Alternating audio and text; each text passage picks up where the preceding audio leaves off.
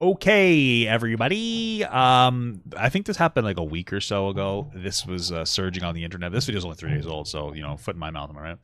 But I can't explain too much because it's a little bit, intense. But basically, there was a young person who happened to be a girl. This is how you tiptoe around community guidelines. Just like pausing for the first 30. You don't do what my wife does and starts cursing at the beginning of this podcast so that we get demonetized on the video.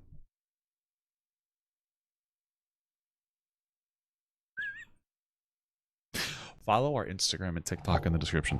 Anyway, this young girl, she was talking to an older person on the internet. And again, I'm censoring my language to not be explicit. And the dad did the right thing and called the police officer. And the police officers effectively blamed her. That's the way I interpret it. And so we're gonna look at this. We're gonna look at this video and then give some commentary on it. It's only 2 minutes. Don't worry, babe. Just before 7 p.m. on September 14th, Columbus police dispatchers received a call from a concerned father after going on his 11-year-old daughter's cell phone. I found some text messages on there from somebody that I know it's a grown man. Just to be very clear, this is why you're always supposed to be overly intrusive with your kids' stuff and steal their phones and invade their privacy. You agree? No. Go through their phones. Do you agree? No. Well, then how would he have figured this out if he didn't go through a phone?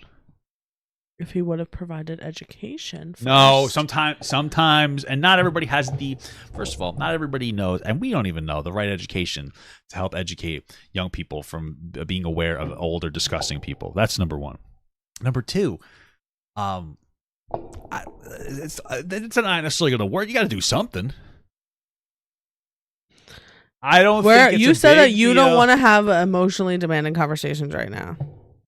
I won't. All right. We'll have a big, robust conversation about this another time. But anyway, I think that's being a little intrusive sometimes. It's not the worst idea to help your kids, especially if they don't know about it. Because if they don't know about it, then they can't have a negative interaction with that. I know this is more of a conversation. The way we usually talk about it is like, let the kids be in their room and have private conversations with their friends. And I agree with that. But sometimes stuff like this and you want to give them their level of privacy. But I feel like sometimes some things get a little kooky. I think I have too many questions about how the situation came about. Okay. All right. Well, let's continue. Before I could get into what my reactive would be. Gotcha. And I do believe it's somebody that he's already got her to send him inappropriate pictures of her. And I didn't know if we just sent somebody out here, maybe they could look at the phone, maybe he could get caught. I don't know. They could do something about it. Okay, hold on. He sent her photos or she sent him photos? Oh, both. Two Columbus police officers responded to that home more than 4 hours later. Shortly after, the man who called answered the door. This is the interaction that has now gone viral. It was sent to us by Columbus police, who have redacted the video of the conversation, but left the audio in place. That's fine. There's not much there. It's just the police officers on his doorstep. But no, it's very costly, obviously. Well, it still happened, though, right? Yeah. I just the whole point. I just wanted to go through where we talked to her, and I saw her realize what this was. I mean, reality is not much that's hard to do about it, is it? I mean, she could probably get charged with child porn. Ooh, she can. Mm-hmm. She's creating it, right? So just to be clear, because I've looked into this a little bit, technically in some states that are very far behind when it comes to monitoring of the internet, you could technically get charged with this, but there's no way that a prosecutor would ever do that. You'd have to be a moron to think that they would ever go like, yeah, let's charge the 11-year-old girl, because technically the laws that we have in place could be interpreted in a way where she would be guilty of distributing. So the police officer, I think, is a fucking moron and shouldn't be giving legal advice about any of this. Because to me, I was like, what is the productivity of this? Does she think that she's trying to protect them, or is she just trying to avoid doing paperwork? Mm-hmm. That's kind of where my brain goes to. Doesn't matter. He's still making porn. No, she's not. She's being manipulated by grass and dogs. Is she taking pictures, though? Yes, I don't know. She's back. Not serious. As those two officers I just walked away, I'd be like, okay, and shut the fucking door. That's what he does. And he shuts the door and then he yells at him a little bit. Okay. But that the reaction's it's a very short video. I watched it without the censorship, but I figure there's a reason for the censorship. Let's leave it in. one makes a comment. She's taking pictures of herself naked. She's creating child porn. Is that wrong? Nope. I spoke with Columbus police. I think they're just trying to mock and be like, is that even like, oh, but he doesn't think that's wrong? That's probably the tone that it sounds like for me, right? For her. Like, she's like, oh, that's not wrong kind of a thing. Is my interpreting that, you think, correctly? I think so. That she's just mocking and being like, oh, you think that this guy did such a bad thing, but she's 11 years old. 11-year-olds are making poop in their pants, so that's obviously wrong. But we know so that. Stupid. Well, it's true. We know it's wrong. But if a fucking 30-year-old's shitting their pants, you have more sympathy for the 11-year-old. Although sometimes those 7-Eleven taquitos will go right through you, baby. So you have a little sympathy for me as well. But yeah, like mocking the situation is wild. It's wild. To mock a girl. Like, how do you have no sympathy for this 11-year-old girl? I don't get it. I really don't. It's you know what? It's a woman cop. I'm just kidding. No sexism here. Sexism free zone. For Lane Bryant today on camera for the first time since the incident. Every victim of crime deserves to be treated with dignity, compassion, and decency. What I saw in that video did not reflect those actions. Bryant says as soon as she heard about the incident, an officer reached out to the family to apologize and reassure that father they would investigate. Well, that's good. At least whoever that was, I don't know if I guess they were higher up in the police, whatever. At least they did something about it. But Jesus Christ, I wonder if it had to go social media viral before they actually reached out, because this was going on for like a week or two before that. So I wonder if it if they never posted this on the internet, nothing would have happened. I've said from the beginning since I've come here, if you're doing the right things for the right reason, I'm going to back you and make sure that I have your back. And again, I'm sorry for pausing so much. If she didn't know how to parse, the police officer didn't know how to parse through that information, and she, let's be very generous, and she was like, oh, it's an 11-year-old, I think legally she can get in trouble for what she's doing. Why not call like dispatch and try to talk to your fucking sergeant or whatever? Like, why just be like, she could get charged? Okay, bye. That's why, to me, it sounds like you're doing the most to do the least. You're just trying not to have to do paperwork. Mm-hmm. That's how I interpret it. And it's like, if that's how you're dealing with these serious situations, like, how much worse is it getting? If you do the wrong things, I'm going to hold you accountable. She says CPD is looking at ways to ensure officers are prepared so something like this does not happen again. The incident is now being investigated by the Inspector General's office. Thanks. I personally think both police officers should have like a suspension without pay, at least for like a day or two, just so that they get like hey, this was wrong, you're an idiot. I don't think they need to get fired over this, but there needs to be like, we're going to take serious action about this. That's how I feel. What are your thoughts? Rob? I have a lot of what? Rob. They call me Rye. I was like, who the hell is that? Rye. I have a lot of bread. thoughts about this situation. We're gonna have ham sandwiches on pumpernickel rye bread after this. Oof. Speaking of ham. Yeah. I'm not an ACAB person, but like I fucking hate cops. I know that there's good ones, and whatever. You know what? I don't give a fuck. In my personal experience, female cops are worse than male cops. Really? Because people feel like they have to be something. Like they have to overcompensate? Yeah, like even the tone that she said that, it was like, you know? Like, shut the fuck up. Like, what the hell do you think you're doing? Am I wrong? No, you're right. Like, she was very condescending. She's like, well, your 11-year-old's gonna go to fucking jail for life because she fucking got basically manipulated by an older man. She's got something to prove. I fucking can't. Let me take this one into my own hands. Your 11-year-old daughter is a fucking bitch. Like, sorry, that was a joke. Cut that out. I'm the editor. But but that's like the tone that she's operating with. So like, but let's just be clear. I think that male cops are also bad in different ways. I understand 100%. I have more problem with women because I am a woman and I read women to filth. Gotcha. For men, I'm just like, you're man, you're stupid, I don't care. Gotcha. For women, I guess I value them more, and I personally what? You value women more, so you have a higher standard on women. Yes. I mean, I understand it. I love you, and I love the honesty. And so something that I've experienced in my professional growth is I've seen like other women, and I guess men do it too, but like I said, I pay attention more to the way women act. Yeah, because you're a woman. I understand. Is that like I see the different ways that women in management, like management positions, positions of power, like who is effective, who's not effective, and how, and like I see what being in that position of power like means to them, or what they think power means. Gotcha. Yeah. And a lot of times it means talking like this. Like talking with a tone, like women, you're saying that the women will talk with like a performative tone to try to communicate. Yeah, rather than just like knowing your shit and being firm about it. They speak with confidence because they like. I understand what you're saying. They don't. It's no. not. I speak with confidence because I'm confident. Yeah. Okay. What are you saying? You're saying that they just put on a performative tone to just be like, "Fuck you," like do what I say. Yeah. Yeah, I mean, for me, I've had a lot of good and bad male and female bosses. I have more of a problem, I guess, with men, and maybe that's just because I'm a man and I police men more. And it's probably because you understand the how a woman is interacting with something, and I understand how a man is interacting. Because we had other segments where we talked about this, and it's interesting. For men, it's a lot of power plays too. Male police officers, I feel like, are more I think men in general are more ego driven. On the token that women police officers probably feel the need to overcompensate, male police officers feel the need to like assert themselves, just to like who's in charge kind of a thing. Whereas like women are almost trying to perform like that because that's what they think is being in charge. Men are just like egotistical dickheads, and women are like, I have to emulate that to be a boss. Not all of them, but like the managers or bosses, or I guess police officers in this instance. That's how I would look at it like. But I understand what you're saying. I think it's funny.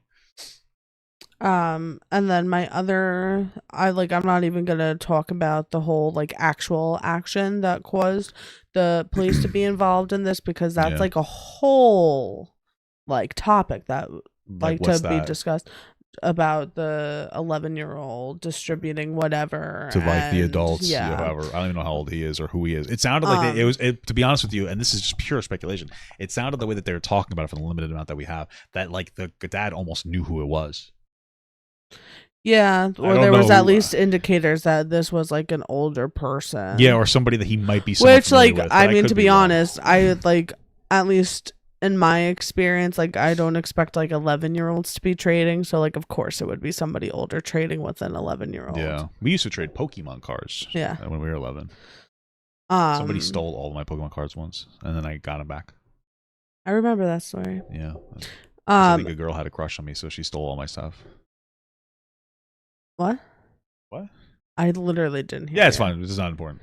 My other thing was that yes, officers need to be trained in a lot of things. Yeah. Because I think that it makes sense why they're not trained, because we didn't look at things the same. Yeah. In these systems. Sure. Like, we didn't have empathy before. We were just like, bad person, bad act, bad. I don't think it's just an empathy problem. I think that empathy is a great motivator and should be the primary driver of how you interact with everything. So if a cop does something wrong or anybody does something wrong, you should lead with empathy to explain to them why those things are wrong. But on the other hand, there's also an aspect of people aren't being just punished for doing a bad thing either. You know what I mean? Sometimes people don't respond to the sit down empathetic conversation, and if they do, it takes a long time. To be empathetic to somebody is constantly reinforcing the understanding, the idea of empathy, and it's a long-term process, and it's a positive one, and it's worth the time. In a short term, though, you cannot you can lead with empathy, but you have to follow it up with just like you being stern. And I think that there is an entirely long-standing issue of police officers being inappropriate at work in some capacity and not getting any repercussions when that's identified until it seems something comes out to be very public. And so like there needs to just be better punishments too. Like suspend them without pay for a day, 2 days. But like they always get suspended with pay. That's a vacation. Yeah. The unions are too strong. They don't and I get unions are good, but like this is a different interaction. This isn't your boss at a factory. We're talking about police officers who get C's in high school, and it's their job to dictate how the rules are going to be enforced in society. I respect cops. I'm just saying that like it's not, they're not being enforced. They're enforcing us to do what should be considered the right thing, but they're not getting enforced to do the same. That's why you'll see cops get drunk and then they're like, all right, just get home safe kind of a thing, because it's another cop. Those wolves like, I have my card. I'm free of any fucking. There's too lack of accountability for police officers in general, I think. But yeah, so I just think that they need training in a lot of things. Mm-hmm. And also now and that's what I'm saying, I don't know if it's a chicken or the egg. I don't know if we're seeing it more or we're just looking at things from like a different, more educated perspective that we're seeing it. But like the cops are interacting with things that is like not their job. If there's somebody that's having like a psychotic break or an individual with an intellectual or developmental disability, I'm assuming this is separated from this situation more. Yeah, it's more just about cops. You're just having, okay, sorry. That are like having a meltdown, like to the point, because like in my job, if somebody's having a meltdown and we can only support them to a certain degree. Like we can't, cops could cuff somebody and take them down. We can't do that. Sometimes the people we support like are so out of control of themselves that they need somebody to take control for them. Yeah. But like, even though we do call the police to come in and do that, a police person's job is not to support a person with an intellectual developmental disability. It's just to enforce like physical and which is sometimes necessary. We talk or like about. Talking somebody off the ledge from trying to like a cop is probably not going to be a great at doing that either. They're not some kind of a mental health professional. They probably couldn't really. That's not the crisis scenario that they could deal with. Now, if they can catch them, that would be good. But I understand what you're saying. There needs to be different supports, and sometimes police officers are put into situations that they're not ready for or trained for, and that's understandable. This I don't think is one of them. Although you could argue like kind of like they don't know the law clearly. Well, no, but still, like I think that empathy and training is still a part of that. Of looking like, okay, like this is an 11-year-old child who was engaged in something. This is the parent that's calling. To me, that's empathy. Yeah, if they were just more empathetic, they would have been like, okay, I don't know the specifics. I'm distributing, taking pictures of herself, isn't she? Well, I know something, a technicality about the law, and I need to let you know that because I'm a fucking idiot. Like, that's what it came off as. It's like, she needed to let you know she knew something you didn't. It's like when their little kid screams something and says, Mommy, did you know that caterpillars have 98 legs? And it's like, I don't fucking care. It's not relevant right now. I'm eating dinner. Until you found out he put caterpillars in your soup. Now it's relevant, but I don't know what I'm saying. But it's one of those things where people just feel the need to assert, I know something about this. I know something. I know. I don't think that empathy, especially for cops, is not a common sense thing. It's really no, not. It's not. I think especially, I mean, if we're going to be charitable to the cops too, police officers sometimes deal with really fucked up shit every day, and so they.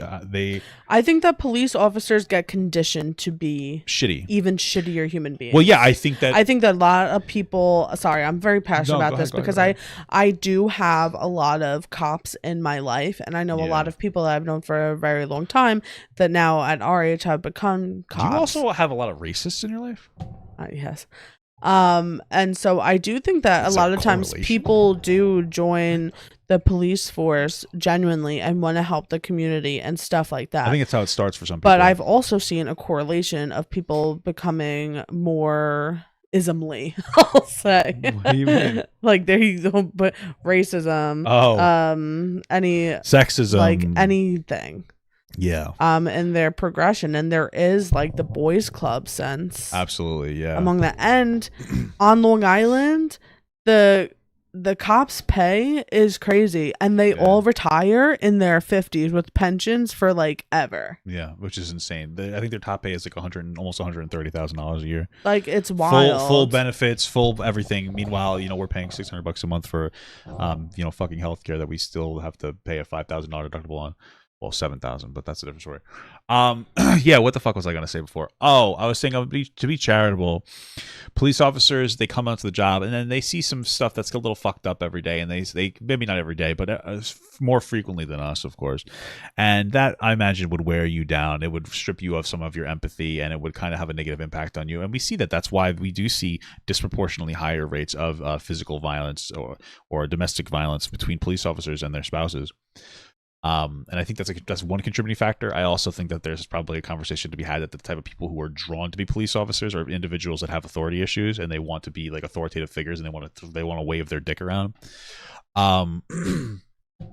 But yeah, I think it could definitely wear you down and have a negative impact on you. And I think that this is potentially an example of a police officer who maybe used to be a finely empathetic person and then came into the job and they just got worn down by a bunch of different situations where something happened, and now this just doesn't seem as serious to them, you know. But it's your job is to take it seriously. Yeah. I just thought of something. One more thing I want to add. Yeah. And this does not pertain. Why does that sound silly? Pertain, right? Yeah, you're good. To this topic, but I guess more just on a local level. And like, I'm talking like New York borough cops, like whatever. Like, I think one of the problems that probably leads to that, to more, especially racism, is that cops, from my understanding, are generally working the same areas consistently. Okay. So if you're continuously seeing the same acts in the same place, but it's similar, it's reinforcing to beliefs. I understand what you're saying is like, hey, listen, if you're in an area that's like disproportionately like black and you're seeing a lot of violence in that black area, you're going to start to develop a bias against black people, thinking that they commit more crimes because of the color of their skin rather than like a complicated set of systemic issues.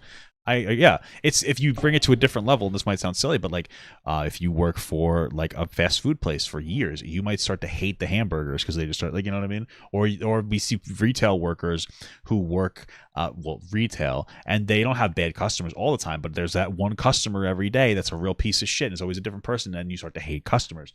Different in bad interactions. It doesn't have to be all interactions. It could be 1 out of 100. Well, it only takes a couple to wear you down and start to make you hate a certain group of people.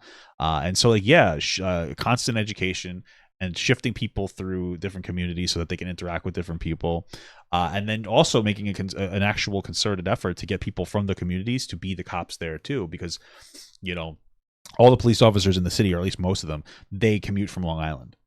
And so they commute from Long Island. They don't know any of these people there. Because it's also, like, for Long Islanders, like, because Suffolk and Nassau is so high paying, they don't just take anybody. So a lot of Long Islanders will start, like, in Queens or, like, other boroughs and become cops there. Yeah. So then they could transfer to Nassau and Suffolk County. Yeah, because they pay so much better. So they'll take that, they'll go and they'll work there. They don't know any of the people in those cities. They don't know any of the communities. They're not from those communities or in any capacity. And so they go and they work there. They don't, and I understand that you could argue, well, if they did know somebody, maybe they'd be a little more biased into letting them go. And maybe you're right. But at the same time, I think that a little more community empathy would be pretty positive.